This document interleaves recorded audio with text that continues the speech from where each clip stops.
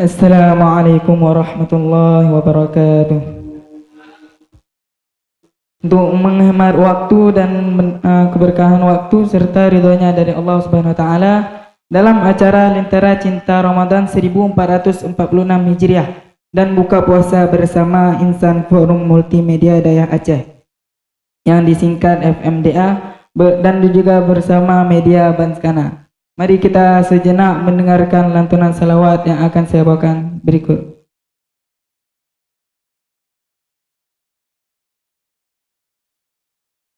Sallallahu ala Muhammad Sallallahu alaihi wasallam Sallallahu ala Muhammad Sallallahu alaihi wasallam Sallallahu ala Muhammad Sallallahu alaihi wasallam Sallallahu ala Muhammad Sallallahu alaihi wasallam. Ata syamsun ata badrun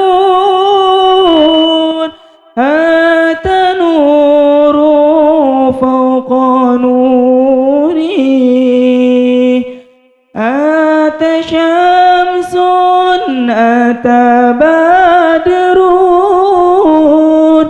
ata nuru fawqa nuri ata ikthiru wa ghali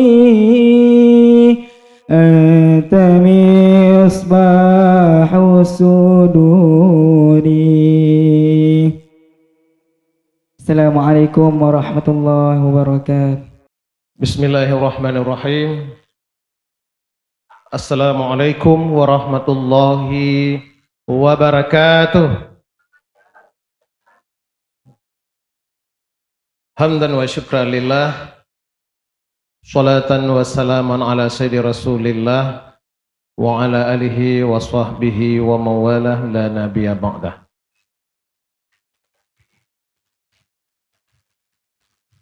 Segenap Bapak Ibu sebagai panitia, terutama Bang Sahud yang telah bekerja maksimal dan teman-teman sekalian yang telah hadir. Ada kreativitas tanpa batas di Kana TV ini yang sebelumnya lebih identik dengan podcast di AO Podcast dalam indoor, dan hari ini kita tampil dalam bentuk outdoor. Dalam momen menjelang berbuka puasa ini ada acara baru, Lentera Cinta. Yo, Ko Yusuf kan mau berbicara Lentera Cinta, enggak menarik berbicara hikmah-hikmah Ramadan ya. Lebih kepada bagaimana melanggengkan cinta. Apakah cinta hablum minallah maupun cinta hablum minan nas. Saya teringat dengan apa yang termaktub di dalam Al-Baqarah 183, 184, 185, 186. Itu ada kaitannya. Ketika Allah berfirman, ya ayyuhalladzina amanu kutiba alaikumussyam kama kutiba alal ladzina min qablikum la'allakum tattaqun. Wahai orang-orang yang beriman, berpuasalah kalian, semoga kalian menjadi orang bertakwa. Di ayat 186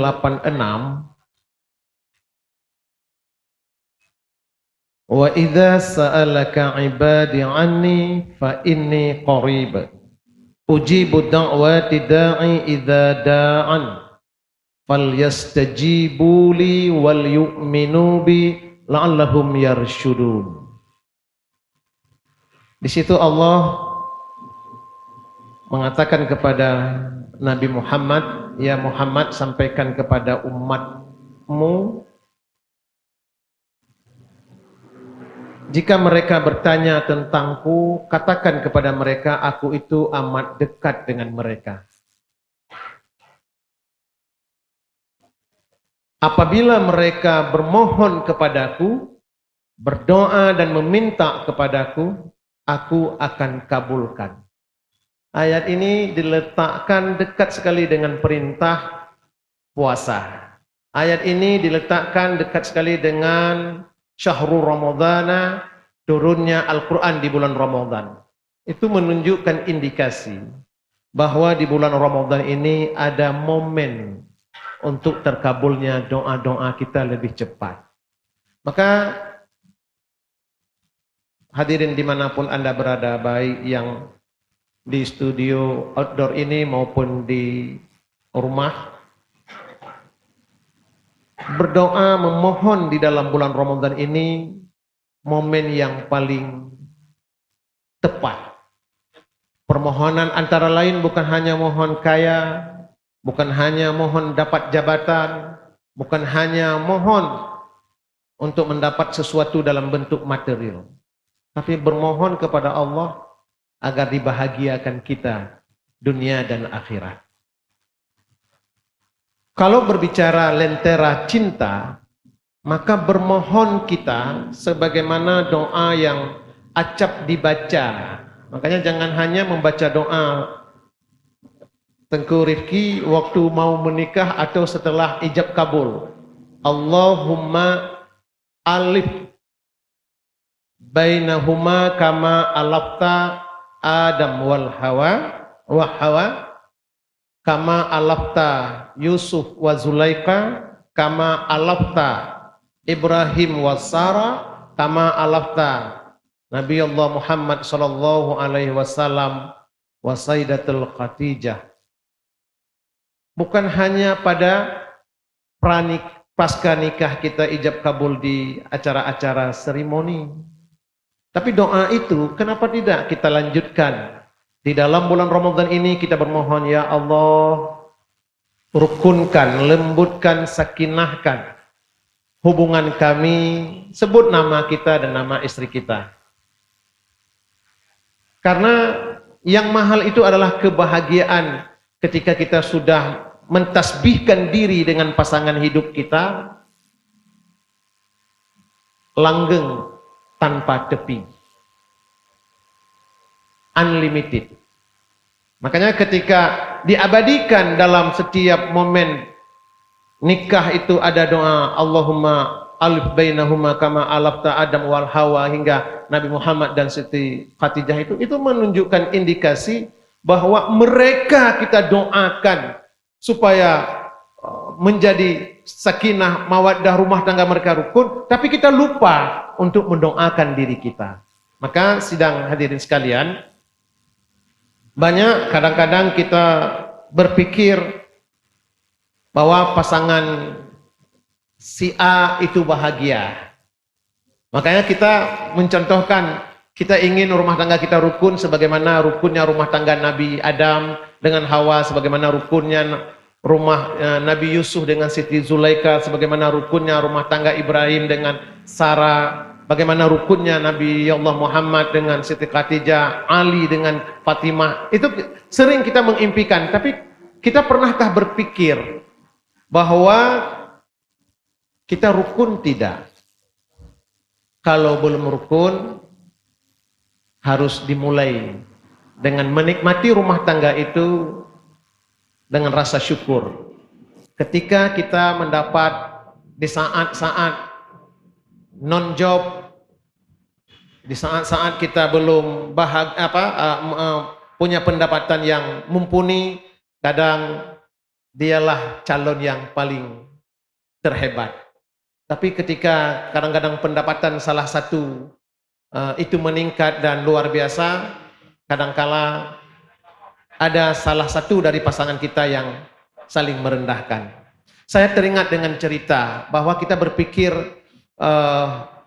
ketika melihat orang mereka bahagia sekali, saya tidak sebahagia mereka. Sering kita kadang-kadang tidak bersyukur dengan apa yang telah dijodohkan oleh Allah terhadap kita, baik kita sebagai laki-laki maupun sebagai perempuan. Ada menyot kalon mak gop tingat ke mak dro, takalon anak gop tingat ke anak dro, wati takalon inong gop tuwo inong dro, itu ada. Sehingga antara doa kita dengan hati kita dan gestur kita itu sering bertolak belakang. Saya teringat dengan cerita seorang alumni Timur Tengah. Ketika dia pulang ke Indonesia, atau sebut sajalah pulang ke Aceh, tiba-tiba dia dijodohkan oleh ibunya dengan seorang perempuan yang ada di kampungnya. Si takmatan Timur Tengah ini terkejut dia dengan pilihan orang tuanya. Loh, mak, jauh sekali saya sudah terbang, banyak benua sudah saya lihat, janganlah mama jodohkan saya dengan tetangga. Sang ibu mengatakan, wahai anakku, Fatimah yang ada di samping rumah ini wanita terhebat yang pernah mama lihat. Ya, menurut jam terbang, ya kan, mamanya melihat, sebut saja nama perempuan itu adalah Fatimah. Mama, saya punya impian. Siapa impianmu? Wanita tetesannya Cleopatra di negeri Fir'aun Mesir sana. Kata mamanya, jauh dan berat biaya yang telah kuberikan kepadamu, tapi untuk yang satu ini, izinkan kau terima Fatimah itu sebagai jodohmu. Untuk membahagiakan orang tuanya, sahabat kita dari Timur Tengah ini melangsungkan pernikahan. Setelah ia melangsungkan pernikahan, apa yang terjadi? Apa yang dilayani oleh istrinya tidak punya nilai pada pandangannya. Sehingga suatu saat dalam kondisi istri menghargai sang suami, segenap menu masakan baik tentang buka puasa maupun sahur, teganya sang suami tidak makan dan tidak berbuka di rumah. Fatimah yang setia dengan suaminya, dia tetap masak, tetap menyajikan segenap menu di atas meja. Meneteskan air mata, kenapa suami yang saya dapatkan, suami yang jauh, ia punya ilmu yang besar pengalamannya, tapi kok bisa memperlakukan saya sebagai istri seperti ini. Suatu saat, biasa dalam rumah tangga, piring pecah, tudung terbang, tapi tahu-tahu masuk di usia setahun perkawinan, si istri hamil. Biasa, nyauragam cik karena cara. Walaupun makin inong klut bacut, makin bersemangat. Akhirnya si istri mengatakan kepada suaminya, bang, sepertinya saya harus melahirkan di kampung. Saat ia mengatakan melahirkan kampung, si suami mengatakan, aku senang sekali kau bisa untuk pulang kampung. Karena dia tinggal di kota, sang suami mempunyai jabatan sebagai dosen di sebuah perguruan tinggi. Diantarlah istrinya ke kampung halaman, dia balik ke kampus, dan saat ia balik ke kampus, tiba-tiba dia ada undangan ke Jakarta. Di saat ia ada undangan ke Jakarta, dia ikut pelatihan seminggu. Di sana ia bertemu dengan teman-teman yang sealumni Timur Tengah. Betapa terkejutnya seorang alumni Timur Tengah di antara anggota seminar yang ada di Jakarta tersebut berkeluh kesah hingga dalam sambil kopi isoma, dia bercerita, kamu sudah kawin wahai anak muda dari Aceh? Kenapa Anda bertanya seperti itu? Bapak dari mana? Saya dari Medan. Kenapa Anda tanya tentang perkawinan saya? Kapan-kapan kalau kamu mau kawin, jangan pernah kawin dengan orang dari Mesir. Terkejut dia. Karena impian dia, walaupun dia sudah punya istri, tapi impian dia adalah tetesan dari Cleopatra di Mesir sana. Tapi tiba-tiba, di saat dia sedang mencari dukungan bagaimana mendapat gadis Mesir, tiba-tiba dia mendapat seorang teman dalam pelatihan. Jangan sekali-sekali kau menginginkan perempuan dari Mesir. Terkejut dia, kenapa? Saya korban paling berat. Diceritalah oleh dosen di Medan ini bahwa dia orang paling hebat yang berasal dari Brastagi. Orang tuanya membiayai ia kuliah di Mesir, sehingga saking hebatnya dia dinikahkan oleh tuan punya kos. Anak yang punya kos itu kawin dengan anak Medan. Ternyata saat kawin itu dia bawa pulang ke Medan sekali, 2 kali, 3 kali, dia baik. Ternyata setelah punya anak 4 orang, si perempuan ini buat ulah. Dia nggak mau tinggal di Medan, dia bawa saya, pilih saya atau pilih orang tua saya di Medan. Kalau pilih dia harus pulang ke Mesir, kalau pilih orang tuanya, satu pun anak yang ada sama dia tidak boleh tinggal di Medan, harus ke Mesir semua.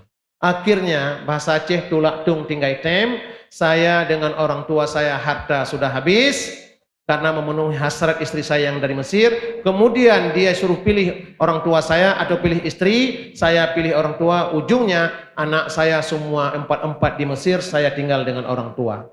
Menyerit anak Timur Tengah yang dari Aceh tadi. Akhirnya sekembali dari acara seminar di Jakarta, dia pulang ke Aceh, dia mendapatkan istrinya ke kampung untuk bertemu, melepaskan rasa rindu. Ketika dia bertemu dengan istrinya di kampung, ternyata saat bersamaan dia bertemu dengan mertuanya. Wahai anakku, istrimu 3 hari yang lalu telah tiada, jatuh di sumur di saat dia sedang mandi. Terkejutnya sang suami, aku mengimpikan istriku dari Timur Tengah atau dari Mesir, sementara ada bidadari yang Allah berikan di sampingku, aku lupakan, aku rendahkan. Cepat ia pulang ke kosnya di Banda Aceh ini, dia periksa semua apa yang ada di dalam kamar, dia dapatkan di bawah kasur tersimpan surat-surat cinta. Surat cinta bagaimana? Keluh kesah sang istri, dia tidak mengadu kepada tetangga apa yang diperlakukan oleh suaminya, direndahkan, tidak dihargai oleh suaminya, tidak diadukan kepada siapapun. Ternyata dia mengirim surat cinta kepada Tuhan. Ya Allah, kenapa ada suami yang aku cintai tapi dia tidak mencintaiku? Ya Allah, kenapa beratnya hidupku? Ternyata orang yang aku cintai sama sekali tidak mencintaiku. Surat keberatan cinta seorang istri itu, dia mengadu kepada Allah. Dan disitulah suami tersebut mengatakan, jangan pernah berharap kepada sesuatu yang tidak ditakdirkan Allah. Apa yang telah Allah berikan kepada kita, syukuri itu. Inilah hikmah daripada Lentera Cinta. Assalamualaikum warahmatullahi wabarakatuh.